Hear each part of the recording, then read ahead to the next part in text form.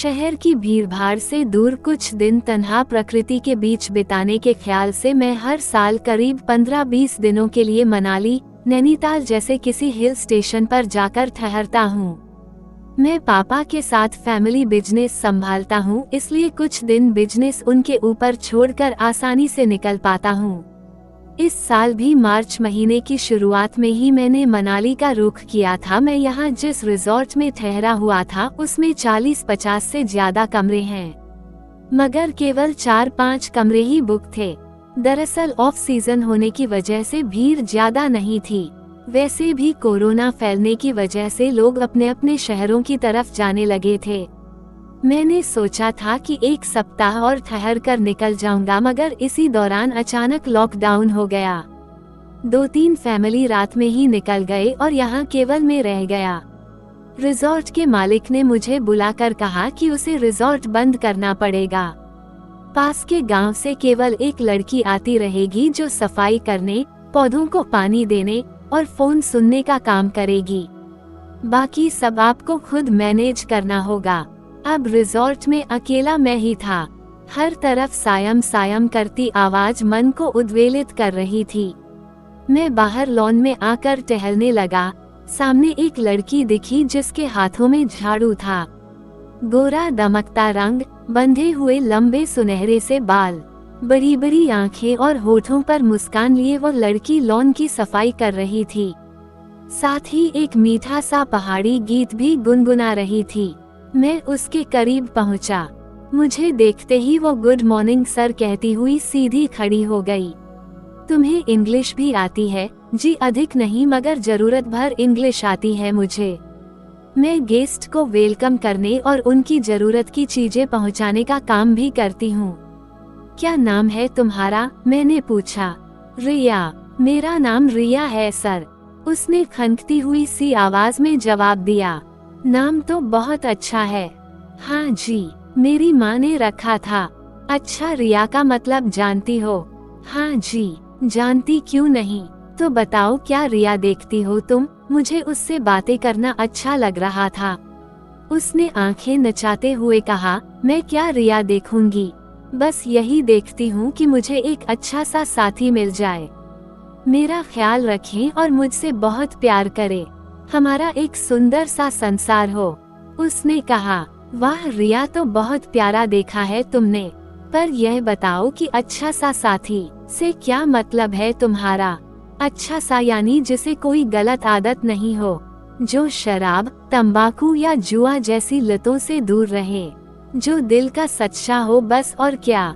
उसने मुस्कुराते हुए जवाब दिया। फिर मेरी तरफ देखती हुई बोली, वैसे मुझे लगता है आपको भी कोई बुरी लत नहीं। ऐसा कैसे कह सकती हो? मैंने उससे पूछा। बस आपको देखकर समझ आ गया। भले लोगों के चेहरे पर लिखा होता है। अच्छा, तो चेहरा देखकर समझ जाती हो कि आदमी कैसा है? जी मैं झूठ नहीं बोलूंगी। औरतें आदमियों की आंखें पढ़कर समझ जाती हैं कि वह क्या सोच रहा है। अच्छा सर, आपकी बीवी तो बहुत खुश रहती होगी ना? बीवी नहीं तो शादी कहाँ हुई मेरी? अच्छा, आपकी शादी नहीं हुई अब तक? तो आप कैसी लड़की ढूंढते हैं? उसने उत्सुकता से पूछा। बस एक खूबसूरत लड़की जो दिल से भी सुंदर हो, चेहरे से भी, जो मुझे समझ सके। जरूर मिलेगी सर। चलिए अब मैं आपका कमरा भी साफ कर दूं। वो मेरे कमरे की तरफ बढ़ गई। रिया मेरे आगे आगे चल रही थी।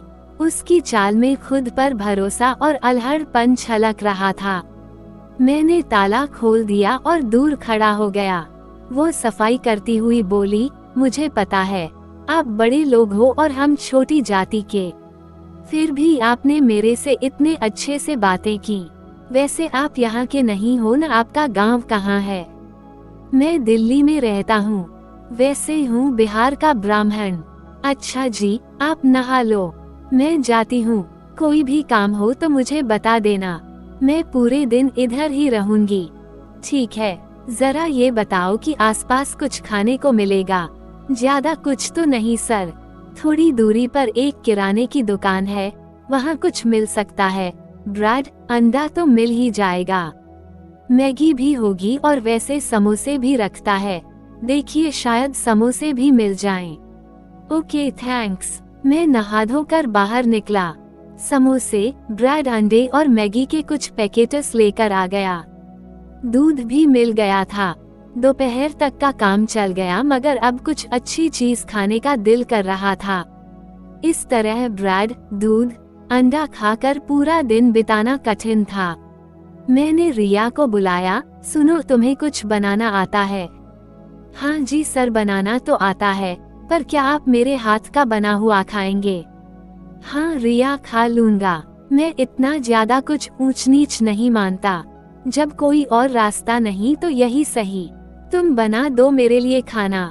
मैंने उसे 500 रुपए का नोट देते हुए कहा। चावल, आटा, दाल, सब्जी जो भी मिल सके ले आओ और खाना तैयार कर दो। जी सर कहकर वह चली गई। शाम में 2-3 डब्बों में खाना भर कर ले आई। ये लीजिए, दाल, सब्जी और चपाती। अचार भी है, और हाँ, कल सुबह चावल दाल बना दूंगी। थैंक यू रिया। मैंने डब्बे ले लिए। अब ये रोज का नियम बन गया। वह मेरे लिए रोज स्वादिष्ट खाना बना कर लाती। मैं जो भी फरमाइश करता वही तैयार करके ले आती। अब मैं उससे और भी ज्यादा बातें करने लगा। उससे बातें करने से मन फ्रेश हो जाता। वह हर तरह की बातें कर लेती थी।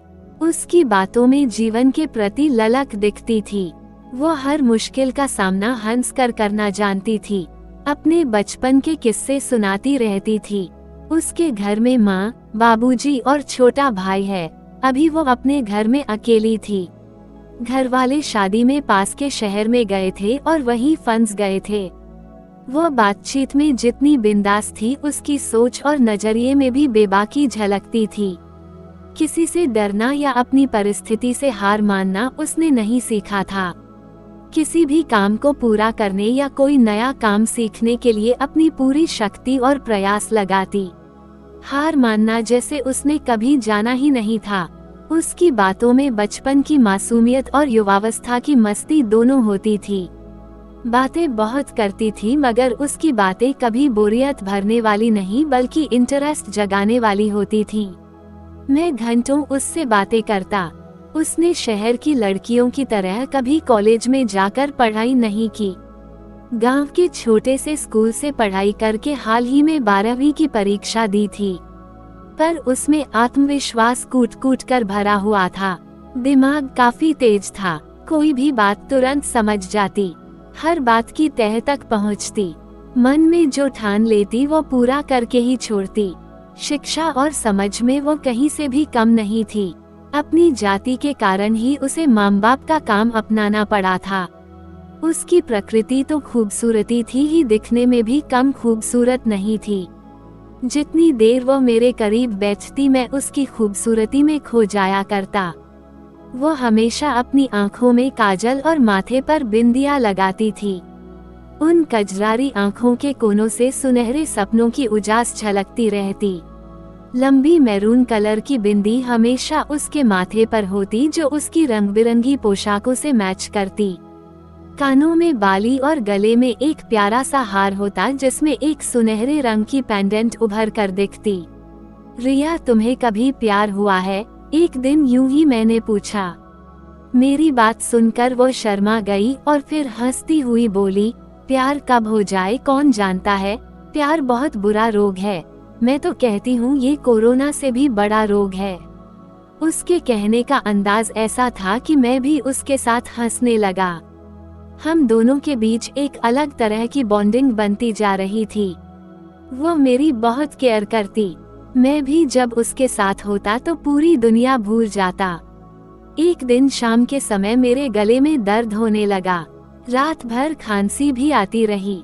अगले दिन भी मेरी तबीयत खराब ही रही। गले में खराश और खांसी के साथ सर दर्द हो रहा था। मेरी तबीयत को लेकर रिया परेशान हो उठी। वह मेरे खानपान का और भी ज्यादा ख्याल रखने लगी। मुझे गुनगुना पानी पीने को देती और दूध में हल्दी डालकर पिलाती। तीसरे दिन मुझे बुखार भी आ गया। रिया ने तुरंत मेरे घर वालों को खबर कर दी। साथ ही उसने रिसोर्ट के डॉक्टर को भी फोन लगा लिया। डॉक्टर की सलाह के अनुसार उसने मुझे बुखार की दवा दी। रिसोर्ट के ही इमरजेंसी सामानों से मेरी देखभाल करने लगी। उसने मेरे लिए भाप लेने का इंतजाम किया। तुलसी, काली मिर्च, अदरक, सॉल्ट मिलाकर हर्बल टी बनाई। एलोवेरा और गिलोय का जूस पिलाया। वो हर समय मेरे करीब बैठी रहती, बार बार गुनगुना करके पानी पिलाती। कोई और होता तो मेरे अंदर कोरोना के लक्षण का देखकर भाग निकलता, मगर वो बिल्कुल भी नहीं घबराए। बिना किसी प्रोटेक्टिव गियर के मेरी देखभाल करती रही। मेरे बहुत कहने पर उसने दुपट्टे से अपनी नाक और मुंह ढकना शुरू किया। इधर मेरे घर वाले बहुत परेशान थे।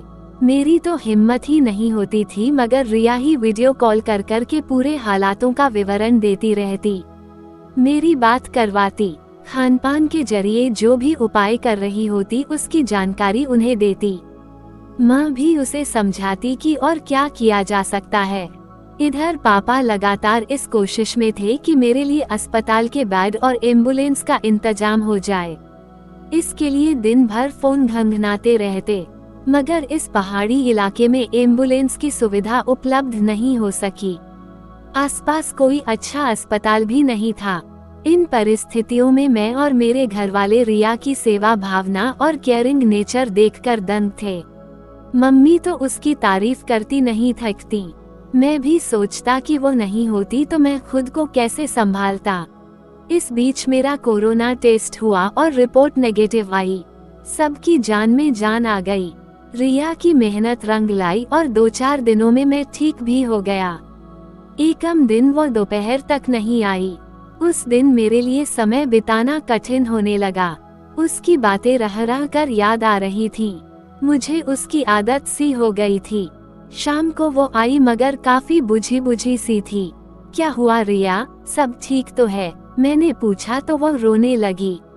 जी मैं घर में अकेली हूँ न। कल शाम 2 गुंडे घर के आसपास घूम रहे थे, मुझे छेड़ने भी लगे। बड़ी मुश्किल से जान छुड़ाकर घर में घुसकर दरवाजा बंद कर लिया। सुबह में भी वो आसपास ही घूमते नजर आए, तभी मैं घर से नहीं निकली। ये तो बहुत गलत है। तुमने आसपास वालों को नहीं बताया? जी हमारे घर दूर दूर बने हुए हैं। बगल वाले घर में काका रहते हैं पर अभी बीमार हैं, इसलिए मैंने जानबूझकर नहीं बताया। मुझे तो अब घर जाने में भी डर लग रहा है। वैसे भी गुंडों से कौन दुश्मनी मोल ले। तुम घबराओ नहीं। अगर आज रात भी वे गुंडे तुम्हें परेशान करें तो कल सुबह अपने जरूरी सामान लेकर यहीं चली आना। अभी कोई है भी नहीं रिजॉर्ट में, तुम यहीं रह जाना। रिजॉर्ट के मालिक ने कुछ कहा तो मैं बात कर लूंगा उससे। जी आप बहुत अच्छे हैं। उसकी आंखों में खुशी के आंसू आ गए थे। अगले दिन सुबह ही वो कुछ सामानों के साथ रिजॉर्ट आ गई। वो काफी डरी हुई थी, आंखों से आंसू बह रहे थे। जी अब मैं घर में अकेली नहीं रहूंगी। कल भी गुंडे आकर मुझे परेशान कर रहे थे।